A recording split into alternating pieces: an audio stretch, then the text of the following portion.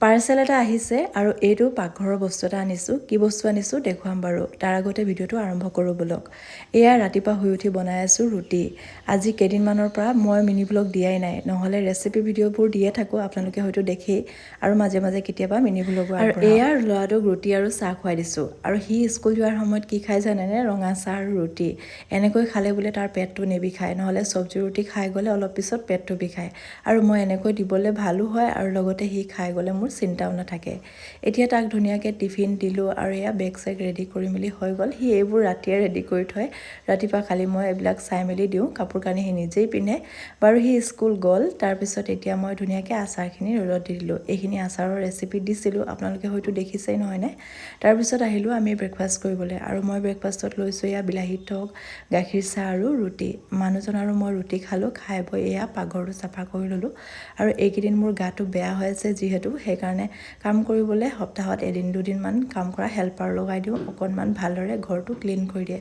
ময়ো কিন্তু ওপৰে ওপৰে যিমান পাৰোঁ এইখিনি কৰি লওঁ, মানে পিছফালে বিষ হৈ আছে যিহেতু, সেইকাৰণে মই অকণমান বেছি হাউলি কেনে কাম কৰা সেইবোৰ কৰা নাই, যাতে সোনকালে বেমাৰটো ভাল হয়।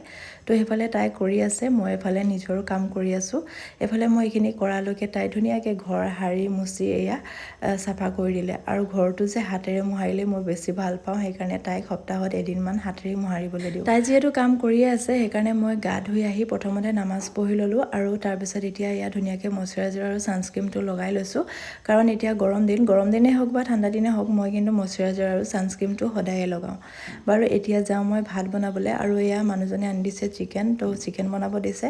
আৰু মোৰ আজি খাবলৈ মন গ'ল ধনিয়া চিকেন, সেইকাৰণে মই এয়া ধনিয়া চিকেন বনাই আছোঁ। আৰু আপোনালোকে মোৰ ভইচটো শুনিয়ে গম পাইছে চাগে বেমাৰী যেন লাগিছে নহয় জানো।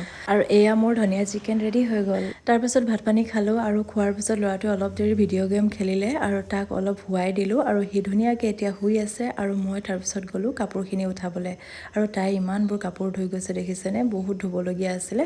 তো এইখিনি মই উঠাই ল'লোঁ, উঠাই তললৈ গ'লোঁ। এটা পাৰ্চেল আহিছিলে, আৰু পাৰ্চেলটো ৰিচিভ কৰিলোঁ। পাকঘৰৰ বস্তু এটা আনিব দিছিলোঁ, কিন্তু বস্তুটো আহিলে হয়, কিন্তু ফটোত যেনেকুৱা দেখুৱাইছিলে তেনেকুৱা নাহিলে, সেইকাৰণে অকণমান মনটো বেয়া লাগিলে। তথাপিও আৰু কাম চলিব বুলি ৰাখি থ'লোঁ। তো এইটো আনিছিলোঁ কাপখিনি ৰাখিবলৈ, এনেকৈ ৰাখিলে পটককৈ থ'বও পাৰি আৰু ভাঙিও নাযায়। বাৰু কেনেকুৱা লাগিছে ক'ব, আৰু আজিৰ ভিডিঅ'টো ইমানেই আছিলে। বাই।